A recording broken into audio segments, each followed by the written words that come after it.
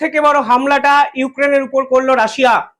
বার্তাটা স্পষ্ট, আমাদের শর্ত মেনে নাও, না হলে এইভাবেই তোমাদেরকে আমরা শেষ করব আস্তে আস্তে করে। আর কালকেই উল্লেখযোগ্যভাবে ডোনাল্ড ট্রাম্প এবং জেলেনস্কির মিটিং কিন্তু হোয়াইট হাউসে হয়েছে। অর্থাৎ ডোনাল্ড ট্রাম্পের সঙ্গে মিটিং এর পরেও রাশিয়া কিন্তু কোনো অবস্থাতেই থামছে না, উল্টে এ যেন এক প্রতিশোধের বার্তা, যে দিনের পর দিন তোমরা আমাদেরকে আন্তর্জাতিক স্তরে একঘরে করে রেখেছো, আমাদের সঙ্গে যে সকল দেশ ব্যবসা বাণিজ্য করছে তুমি তাদের উপরে একের পর এক ট্যারিফ চাপাচ্ছ, এখন আমাদের শর্ত মেনে নেওয়া ছাড়া তোমাদের কাছে কোনো উপায় নেই। এবং এর জন্য কালকে সব থেকে বড় ধামাকাটা সেন্ট্রাল ইউক্রেনে কিন্তু করলো রাশিয়ান মিলিটারি। যে খবর সামনে আসছে সেখানে দেখুন বলা হয়েছে লার্জেস্ট অ্যাটাক অফ আগস্ট, যেটা রাশিয়া করেছে।